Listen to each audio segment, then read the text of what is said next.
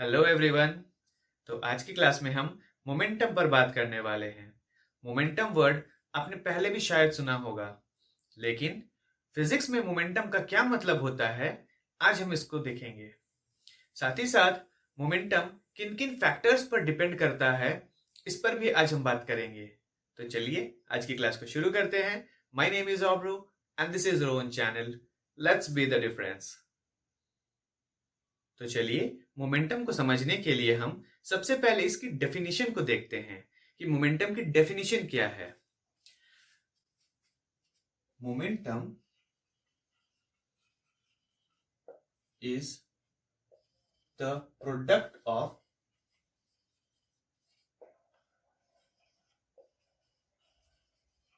Mass and velocity. तो momentum क्या है? Momentum is the product of mass and velocity. अच्छा, मोमेंटम को हम लोग रिप्रेजेंट कैसे करते हैं?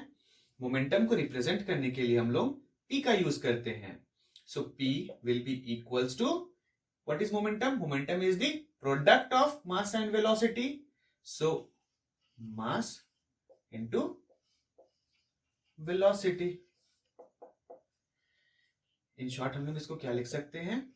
m into V. अच्छा, किस तरह से रिप्रेजेंट करते हैं वो तो पता चल गया। मोमेंटम की एसआई यूनिट क्या हो जाएगी? देखिए, मोमेंटम की एसआई यूनिट के लिए ये बना किससे है? मास एंड वेलोसिटी से। सो मास की एसआई यूनिट क्या हो जाएगी? KG, right. और वेलोसिटी की एसआई यूनिट क्या होगी? मीटर पर second. It means SI unit of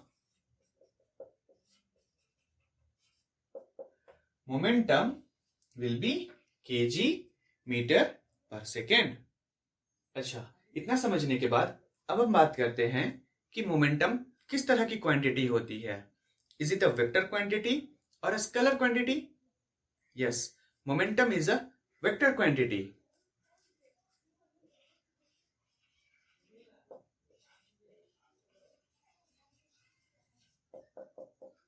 अच्छा, if it is a vector quantity तो इसके पास एक डायरेक्शन भी होनी चाहिए। तो मोमेंटम की डायरेक्शन क्या होगी? तो मोमेंटम की जो डायरेक्शन होगी that will be in the direction of velocity. तो वेलोसिटी की जो भी डायरेक्शन होगी वही डायरेक्शन मोमेंटम की होगी।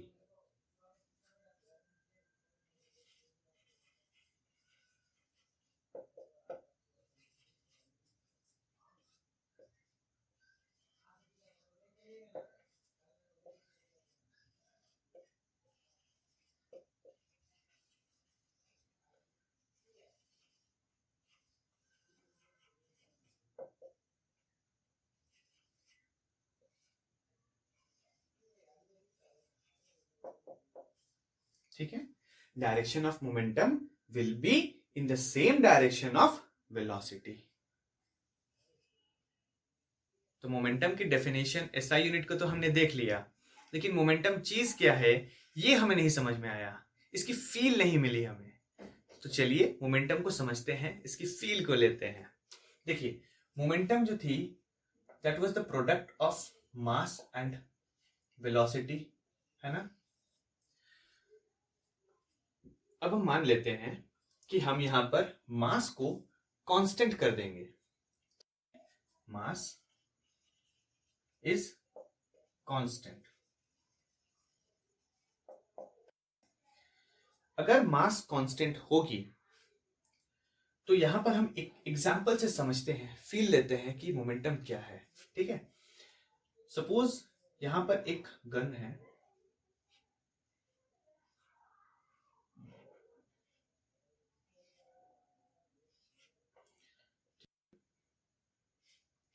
इस गन से एक बुलेट को फायर की जाती है।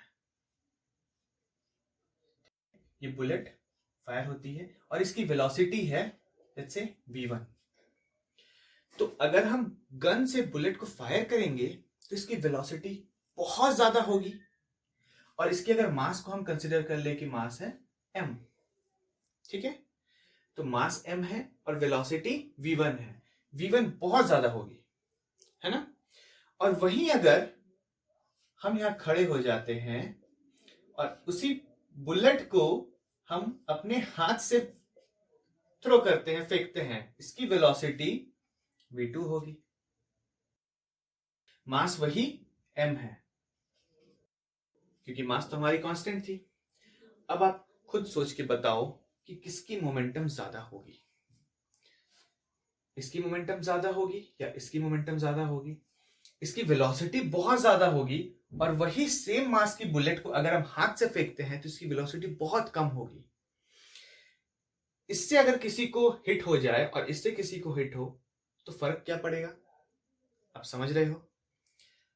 इसीलिए हम कहते हैं कि अगर वेलोसिटी ज्यादा होगी तो मोमेंटम भी इसके हिसाब से ज्यादा होगा, अगर वेलोसिटी कम होगी तो मोमेंटम भी कम होगा। ठीक है, इसको समझने के बाद अब हम बात करते हैं कि अगर मास की जगह वेलोसिटी कांस्टेंट हो जाए, अगर हम मास की जगह वेलोसिटी को कांस्टेंट कर ले,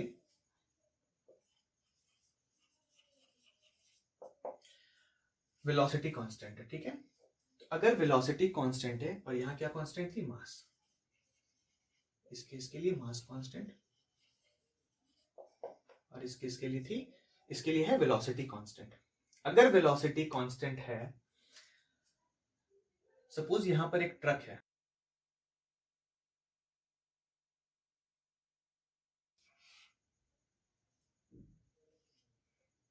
ये ट्रक है और इसकी वेलोसिटी कांस्टेंट है, लेट्स से इसकी वेलोसिटी है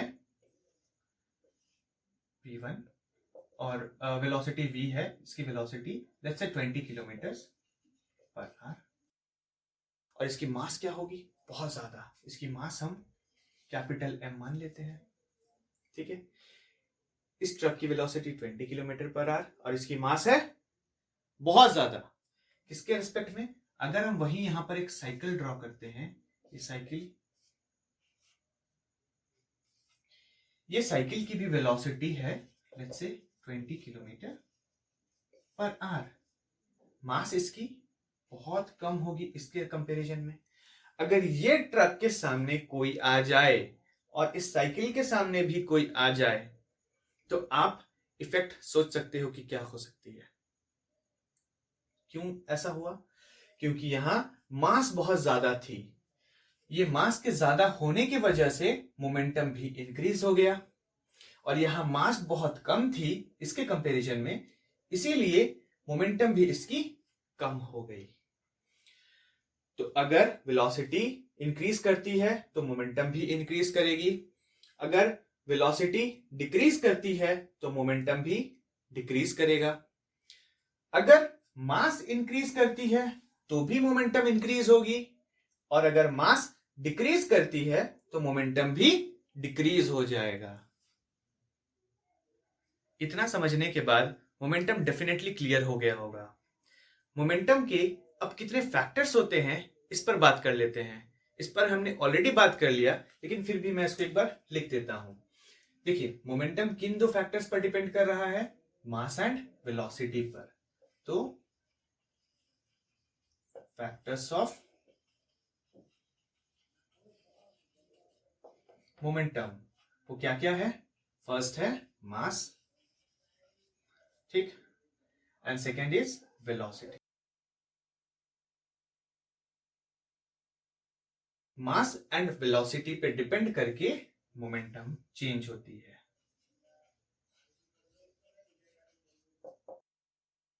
वो कैसे, अगर मास को हम कांस्टेंट कर लेते हैं, मास कांस्टेंट होगी, अगर वेलोसिटी इंक्रीज करेगी तो इसके हिसाब से मोमेंटम भी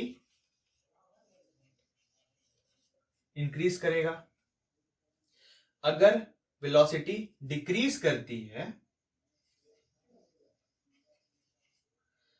तो मोमेंटम भी क्या होगी, डिक्रीज करेगी। ये हमारा फर्स्ट केस हो गया।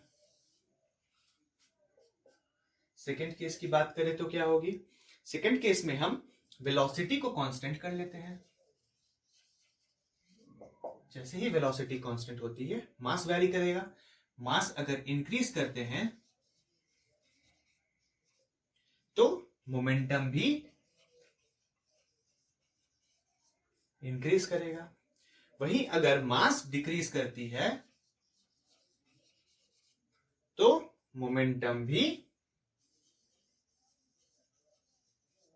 डिक्रीज करेगा।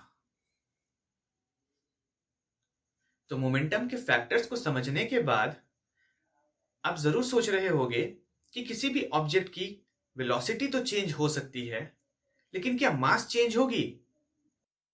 जी हां, ऑब्जेक्ट की मास भी चेंज होती है।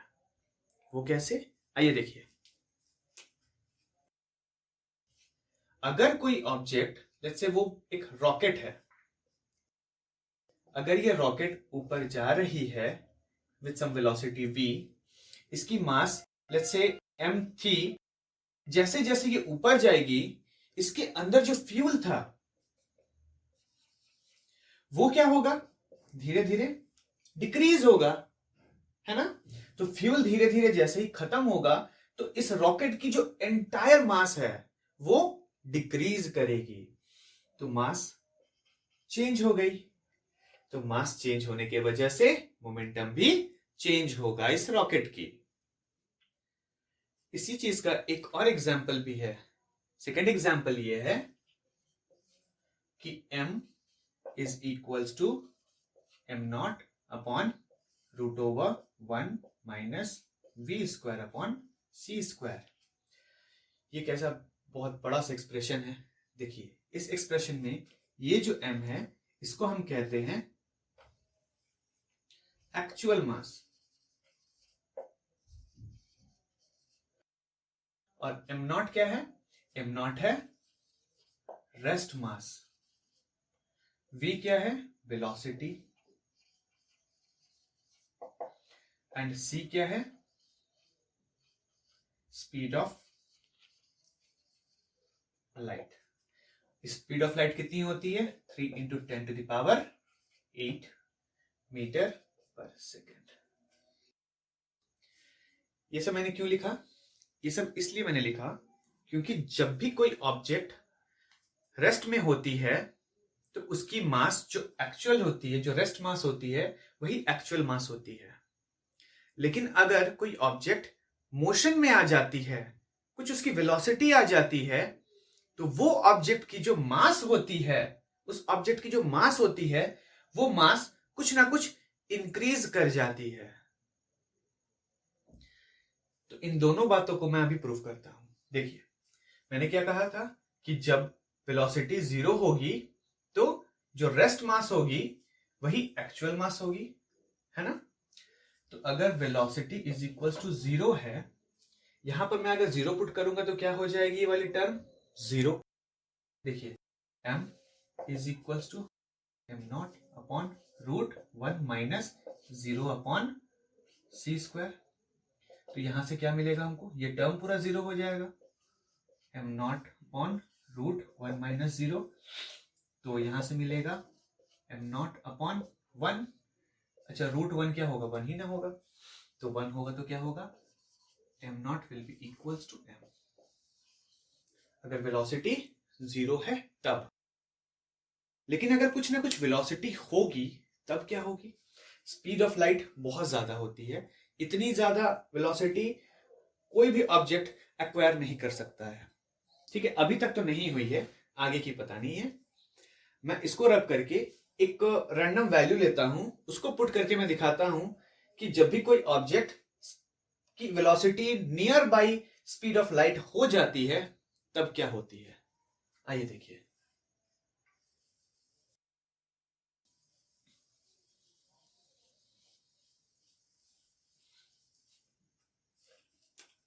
Let's say velocity is equals to 3 into 10 to the power 7 मीटर पर सेकेंड।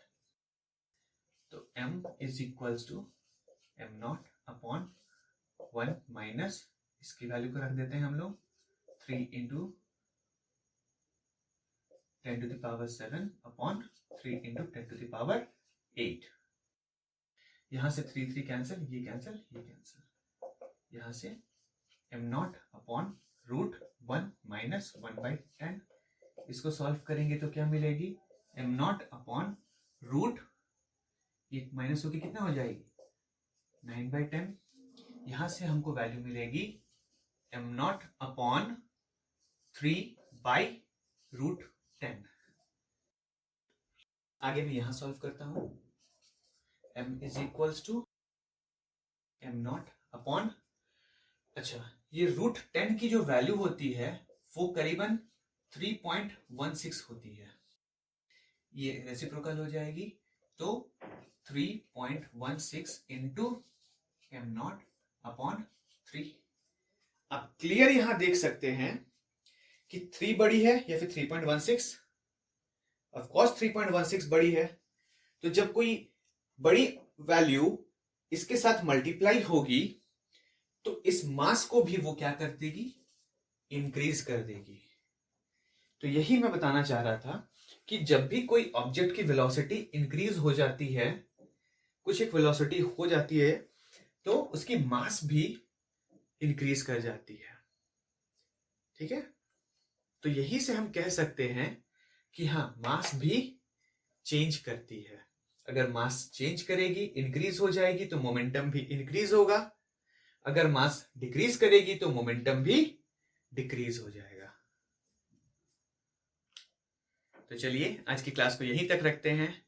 मोमेंटम से रिलेटेड जितने भी डाउट्स रहे होंगे या फिर इनका जो कंसेप्ट था, ये आई होप आपको अब बहुत ही क्लियर समझ में आया होगा।